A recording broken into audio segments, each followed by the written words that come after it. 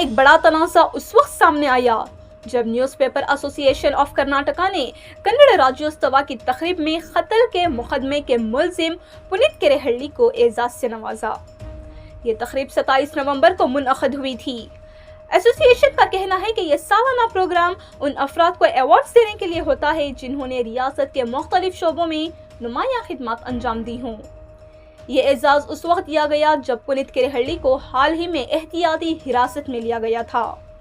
Police کا کہنا تھا کہ انہوں نے یہ تحریری یقین دہانی دینے سے انکار کیا تھا کہ وہ مذہبی منافرت، مجرمانہ سرگرمیوں یا کسی بھی ایسی حرکت سے دور رہیں گے جو سماجی بگاڑ پیدا کریں۔ تقریب کی تصاویر سے پتہ چلتا ہے کہ پنیت کے علاوہ تقریباً 10 افراد کو بھی ایوارڈ دیا گیا ہے، جبکہ پروگرام میں کئی اہم شخصیات شریک تھیں۔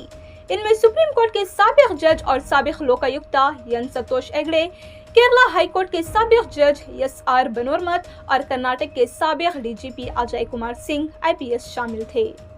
جب سابق جسٹس سنتوش ہیگڑے سے اس معاملے پر سوال کیا گیا کہ ایک قتل کے ملزم کو کیوں پلیٹ فارم دیا گیا، تو انہوں نے اس بات کو تصدیق کی کہ وہ تقریب میں موجود تھے مگر انہیں پتہ نہیں تھا کہ پنیت کریہلّی ایک ایسے شخص ہیں جن پر 2023 میں مویشی تاجر ادریس پاشا کے قتل کا الزام ہے۔ انہوں نے کہا کہ اگر یہ بات درست ہے تو انہیں اس پر بے حد افسوس ہے اور وہ اسے غلط قدم قرار دیتے ہیں۔ TNM نے تقریب کے منتظمین سے بھی رابطہ کرنے کی کوشش کی تھی لیکن وہ دستیاب ہی نہیں تھے۔ ناظرین، پنیت کریہلّی ہندوتوا کارکن ہیں اور راشٹرا رکشنا پڑے نامی شدت پسند گاؤں رکشا گروہ چلاتے ہیں۔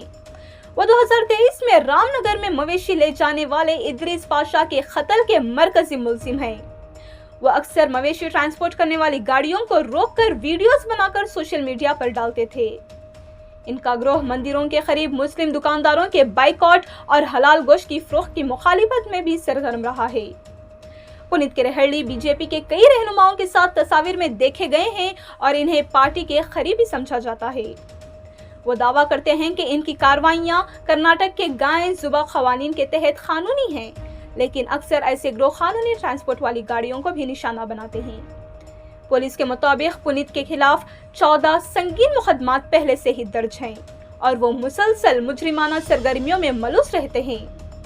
10 سپٹمبر 2025 کو بسونگڑی پولیس نے انہیں BNSS کے دفعہ 127 کے تحت احتیاطی طور پر گرفتار کیا تھا تاکہ مزید جرائم روکے جا سکیں۔